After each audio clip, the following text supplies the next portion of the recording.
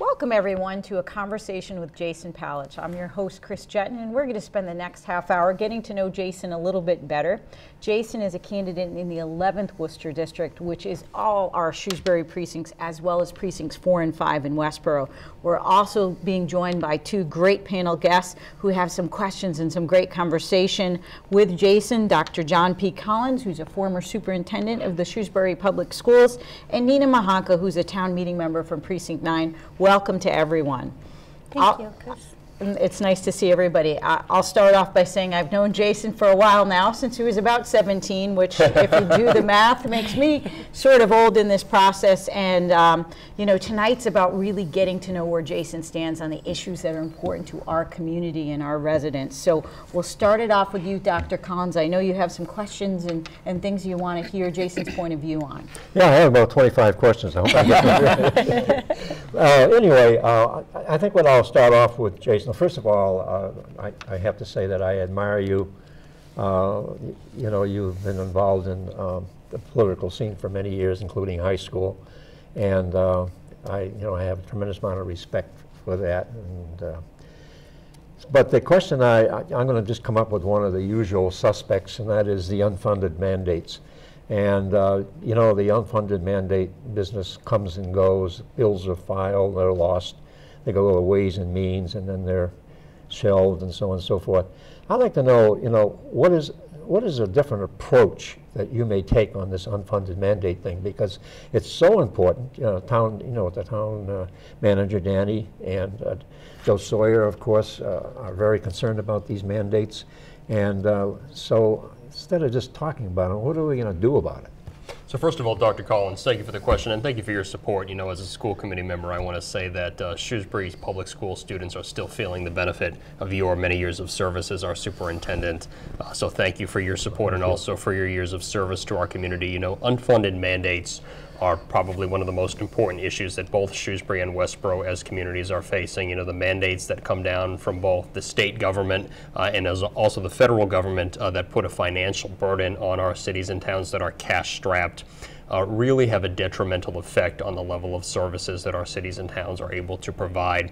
I think that the approach that we need to take with unfunded mandates is many-faceted. First and foremost, I want to say that I favor legislation to create a moratorium on new unfunded mandates. I think that unfunded mandates from the Commonwealth are hurting cities and towns, and it's frankly been a mechanism in recent years for the Commonwealth to pursue admirable public policy goals but avoid paying for them. So what the state will do is it will pass mandates that mandate certain levels of performance, certain public policy goals must be achieved, but then the Commonwealth doesn't put up the money and it relies on cities and towns to pay for them.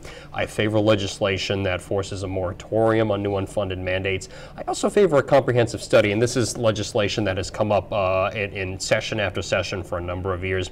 I also favor legislation that would produce a study to actually evaluate in dollars the cash impact on cities and towns of unfunded mandates, what it is they actually cost our cities and towns, because I think it's something that's talked about a lot, but people often fail to understand. But one of the critical details of this issue that I really think needs to be addressed by the legislature is the concept of unfunded mandates that don't necessarily come in the form of dollars. So things that the state makes cities and towns do that have a price tag associated with it, they're often acknowledged as either mandates or unfunded mandates. But there are so many things that the Commonwealth will make our cities do, our towns do, and also our public school departments do that don't ostensibly cost any money, but they cost staff time, they cost department resources, they cost many, many hours of attention and detail that are then taken away from other areas. And as we all know, time is money. You know, my superintendent, Dr. Sawyer, has a 9-page list of mandates he is forced to comply with as a superintendent. Many of those on paper don't necessarily cost money, things like reporting requirements, collecting data. But when you actually look at them, what they do is they take employees, public employees, away from their day-to-day job. They're spending hours upon hours collecting data, completing reports, complying with requirements and mandates in such a way that really does cost our communities and our public school districts real dollars. So one of the things that I'm going to push for as a member of the state legislature is I want things that cost municipalities and school districts staff time to be acknowledged as unfunded mandates. Right now, they're not. The state auditor's office actually has a division that's required to enforce unfunded mandates, but things that don't overtly cost dollars but instead cost staff time, those are not acknowledged as unfunded mandates. A priority of mine is going to be pushing that as an issue in Beacon Hill, making sure we understand that what an unfunded mandate is. It's not just something that costs money, it's also something that costs staff time. You know, in Shrewsbury Public Schools, as you of course know, Dr. Collins, we're a lean operation. We take every dollar, we value it, we make sure we don't have any superfluous staff. All of the staff members of Shrewsbury Public Schools, be they educators, administrators, support staff, are working above and beyond, and when they're forced to comply with a mandate that takes hours or days of their time, that's money out of our pocket, and that's something I'm going to fight on Beacon Hill. Okay, thank you. That's a great question, Dr. Collins, and we all know in being involved in government and town meeting and the schools and the municipal services that these mandates are really squeezing the life out of the very scarce resources we have. So I know Jason's going to really look at this issue very, very critically with a critical eye and roll up your sleeve attitude. Nina, I know you have a couple questions that you wanted to throw out at Jason, so why don't you go right ahead? Well, I don't think we have time for questions, do we, Jason? So I'm going to stick with one question that I have raised 3 children in this school system, and you are also a product of Shrewsbury school system. And I am actually very glad that we had the choice by the time our 3rd son came to age, that we had a choice to send him to charter school. So what is your view on education reform? Sure, so certainly. So I think you raise a number of issues with that question, both education funding and the question of education reform and charters. I think one of my top priorities as a member of the legislature is going to be that our public school districts in Shrewsbury and Westboro receive adequate funding.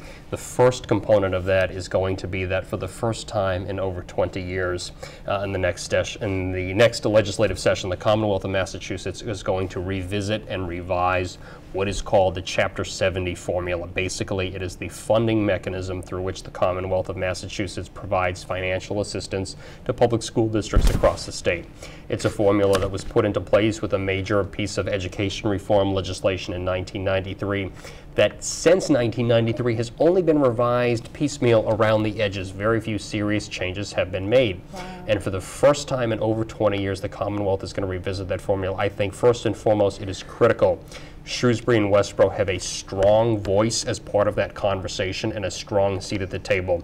You know, I bring 2 relevant pieces of experience to the table. First and foremost, as a school committee member in Shrewsbury, I know the issues facing Shrewsbury Public Schools as a district like the back of my hand. But in addition to that, I also spent 3 years as an aide to State Senator Mike Moore, our state senator, and I know how the process works on Beacon Hill. I know what it takes to get things done there. So bringing those 2 facets of experience to bear, I know I'll be a strong voice for our district as part of that conversation. But you raise a really prescient issue with charter schools, because it's something that I think is also going to come up both in the next session and the new administration. You know, there are a number of great and very successful charter programs, including AMSA, the Advanced Math and Science Academy, that serve students in our district well. But one of the proposals that is floating around with regard to education funding and education reform is this idea of lifting the cap on charter schools or creating additional charter schools. And I want to be very clear that I oppose that, and I will oppose that as a member of the legislature. And why do I oppose that?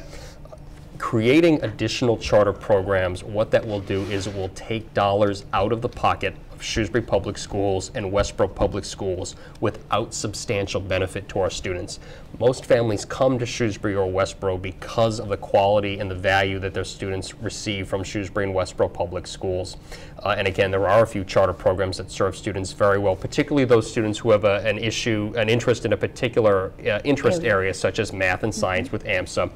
But creating additional charter programs, what that's going to do is it's going to take some kids out of our district, and it's going to cost us, because our public school districts, of course, have to pay when students go to a charter school. And what we pay on the back end is more than we would otherwise invest on a per student spending in the district. So it does not benefit our district. That's something I'm going to stand up against. Another issue that I have is one of the things that was a central component of charter schools when they were first created as part of the Education Reform Act of 1993 was that a successful charter program was then supposed to turn around and share best practices with K through 12 public school districts in any public sector enterprise, whether it's education or anything else where you have a successful public sector model. You want that model to be something that can be replicated. If you have a successful charter school that is doing well, that is imparting knowledge onto the students, you want K through 12 public school districts to be able to access how it was they achieved that result. Unfortunately, that's not happening. You know, the state auditor's office just did a review of, I think it was 41 charters that were renewed within the past year, and found that not one of them shared best practices with local K through 12 school districts. So while I support existing charter programs, especially AMSA in our area, I do strongly oppose raising the cap, because not only is it financially harmful to Shrewsbury and Westbrook public schools, but I want to see us get serious about where we have charter schools succeeding. I want best practices shared across the spectrum so that those models can be replicated.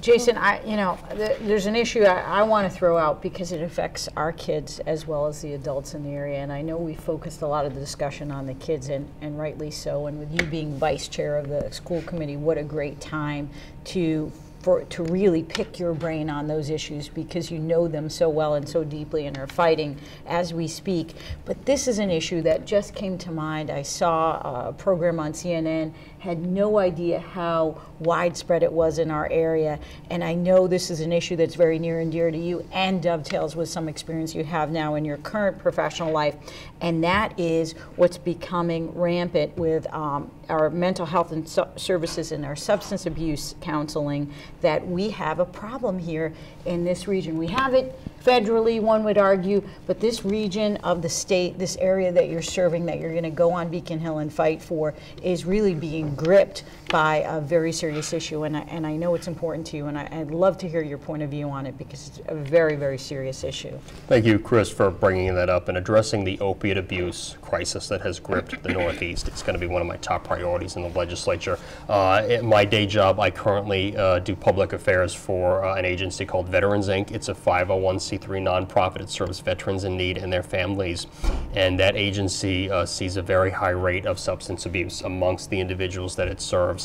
So it's an issue that I have firsthand experience with in my day-to-day job, advocating both to government and to private partners of the agency on what the issue is and what resources are needed. The Northeast, more so than any other region in the United States, is seeing a dramatic spike in opiate abuse and in substance abuse. And it is something that the Commonwealth absolutely needs to address. I will say that the Commonwealth of Massachusetts took some great strides toward addressing this issue in the previous session. We became only the 3rd state in the nation to require healthcare insurance providers to cover inpatient detoxification, rehabilitation services for a person who's addicted. What is happening in the Northeast is the opiate abuse crisis has gotten so bad that people cannot access services. We often think of somebody who is drug addicted or in the throes of a substance abuse addiction as, we think of their challenge as just needing to admit that they have an addiction and needing to admit that they need help, because that is obviously a significant challenge for an addicted person. But what's really happening is a person who is able to admit that they are addicted, who is able to recognize that they need help in the Northeast, then has a very, very hard time actually receiving services, going through detoxification, receiving care. I favor efforts to expand the number of detox beds in Massachusetts. I also want to applaud our, at this point, Attorney General-elect, Maura Healey, who just recently came out in favor of proposals to increase participation in what's called the PMP, the Prescription Monitoring Program. It's an electronic system in pharmacies across the state that monitor prescriptions that are given to individuals to guard against abuse, because a lot of this addiction starts with abusing prescription substances. This is something that I think is paramount, not only because of the significant emotional toll it takes on families of a loved one who is addicted or in the throes of addiction, but also the cost of this on public sector institutions and also private institutions is significant. You know, and in terms of expanding detox beds, in terms of expanding the prescription monitoring program, there may be a cost associated with expanding those services, but you know, to not do that, in my opinion, is penny wise and pound foolish. When you look at the current opiate abuse crisis now, the cost of emergency room care for someone who suffers from an overdose, the cost to public safety for our local and state police for addressing the criminal enterprise that's associated with this, the cost to our public school districts and having to provide supportive services to families of young people who are addicted or young people who have adult family members who are addicted is significant. So in my opinion, this needs to be a top priority, and failure to address the opiate abuse crisis is going to be something that costs us much more on the back end. Absolutely, totally agree. And as you say, it's sort of it inflicts its pain and its resource drain on all different types, all different classes, and all different ages. So it affects our kids and it affects our parents, and it's something that I know we need someone who really has their eye and laser focused on this in formulating and moving public policy along. So I'm glad it's important to you.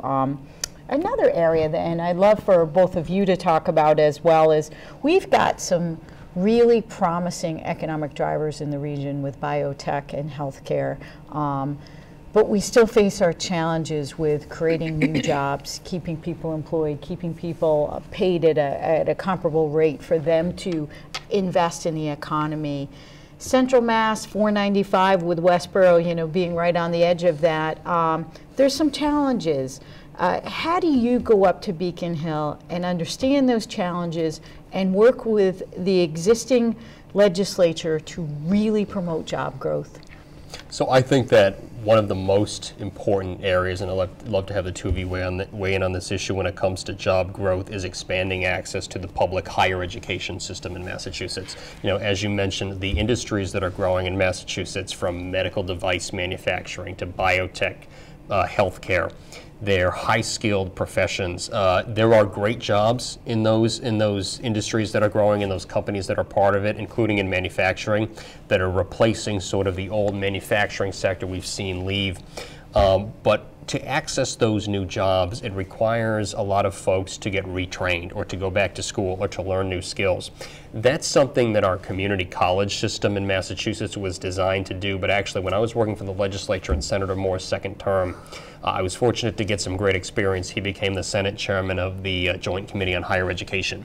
And one of the first things I learned while I was working for him and he was serving in that capacity, the Crittenden Women's Union did a study evaluating, because of the high fees with Massachusetts public colleges, universities, and even community colleges, a single mom with dependent children who wants to retrain to start a new career or re-enter the workforce, would she be able to afford an education through our community college system? The Crittenden Women's Union found that because of the fees in place in Massachusetts community colleges, that education is largely out of reach.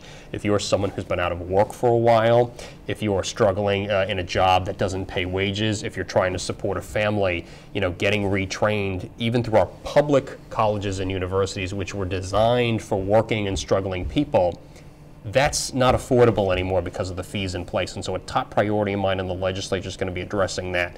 As we have some great economic indicators going for us in Massachusetts. We have some sectors, again, in the advanced sciences that are growing quite a bit. But we have families and working people who cannot access retraining, who cannot access higher education. And until we address those barriers, in my opinion, we're not going to be able to prepare people for jobs in the 21st century. And Jason, this is, I think, so indicative of why we're all supporting you, is because you want to address root causes. You know these jobs are out there, and you know they're growing, and you know there's opportunities, but unless we go back and address the root cause, which is access to either a retraining or higher education to get those skills, it doesn't matter. So, the preparation, the work that has to be done is something that I think people really admire, that you're going to go in and look at a root cause and address that before you get into the more lofty aspects.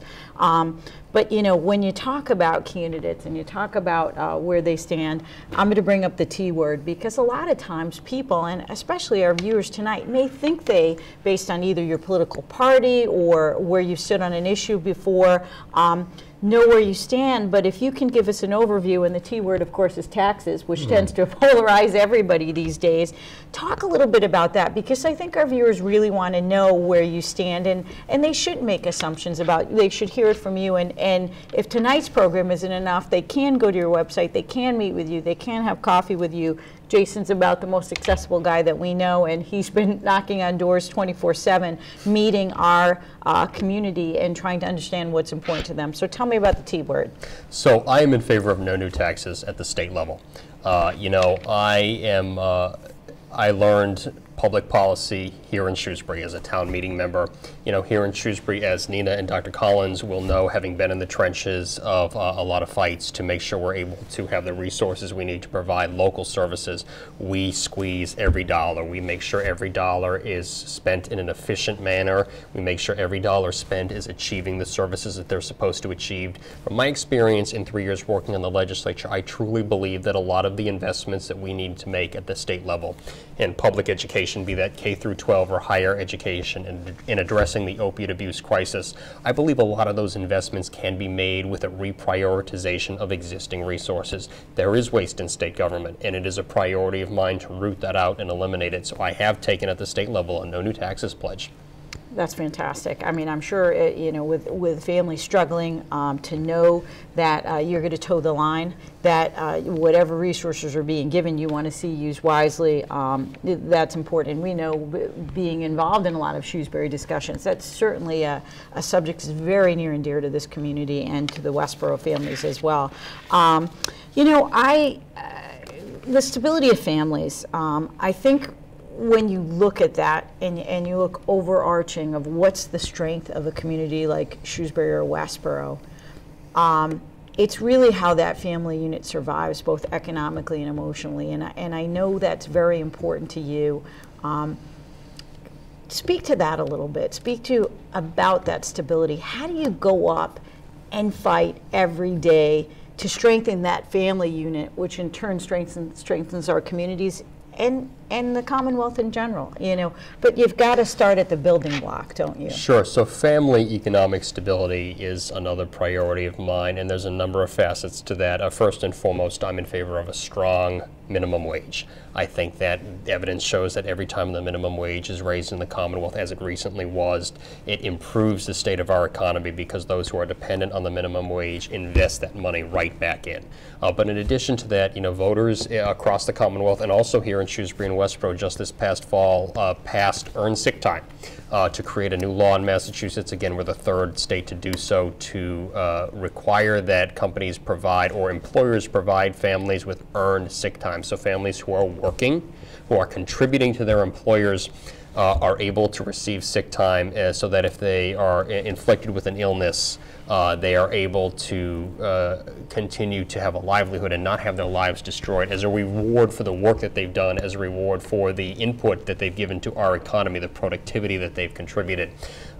Even with that question being passed, the implementation of earned sick time is going to come before both the legislature in the next session as well as the governor and the executive branch. And how we implement that law, I think, is going to be key. And I am in favor of making sure that however it's implemented, it's something that does what it was intended to do, which is provide families with a safety net so that a working individual who contributes to our economy through their productivity, through their time at the office, at their workplace, contributing, is able to have the economic security of knowing if they suffer from an illness, they're able to continue to support themselves and their families. Yeah, I mean, absolutely. I mean, I think that is so important to our community to have that. And I can tell you, having a 17-year-old who's now in the job force and working and is working at the minimum wage, he keeps asking me those questions. So, you know, we're going to have a spring election. He won't turn 18, but I think if he were turning 18, then you'd have at least one vote right there. But one of the things that I think, you know, we're down to about 5 minutes left, and I think we've had a really fruitful discussion is, you know, folks are going to go into the voting booth, which is now a little partition, isn't that booth anymore, but they make choices and they look at what differentiates the two candidates. So I want you to take some time and, you know, more than a resume highlight, Jason, what differentiates you? We've talked a little bit about your experience, both you know, as a legislative aide and on the school committee and your current job at Veterans Inc. But what intrinsic qualities do you have terms of your work ethic, in terms of your knowledge of the issues, is going to make you go up there and make you the stronger candidate? So I think that a number of things make me the stronger candidate in this race. First and foremost, I grew up in Shrewsbury. I'm a product of Shrewsbury. I'm a product of Shrewsbury Public Schools. My values as a public servant, my values as a person were shaped by what I learned growing up here. You know, as a student in Shrewsbury Public Schools, I learned the value of respecting others, of working with my peers, of being an active contributor to my society and my community. That's something that's deeply ingrained in who I am, and I think being a product of this community is something that's going to help serve me well. But in addition to that, I have the right combination of experience to be an effective voice in this role. I bring that 1-2 punch of being a former legislative aide, knowing what it takes to get things done on Beacon Hill, drafting the legislation, getting it through the process, responding to the concerns of constituents and residents in the district who have a concern with state government, who need somebody to be an advocate for them. I've got that experience. I know what it takes. But the second part of that, the more important part, is being a local official, as a school committee member, as a town meeting member. Nobody has to tell me about unfunded mandates and what they mean to Shrewsbury. Nobody has to tell me about the concerns faced by Shrewsbury Public Schools as a school committee member.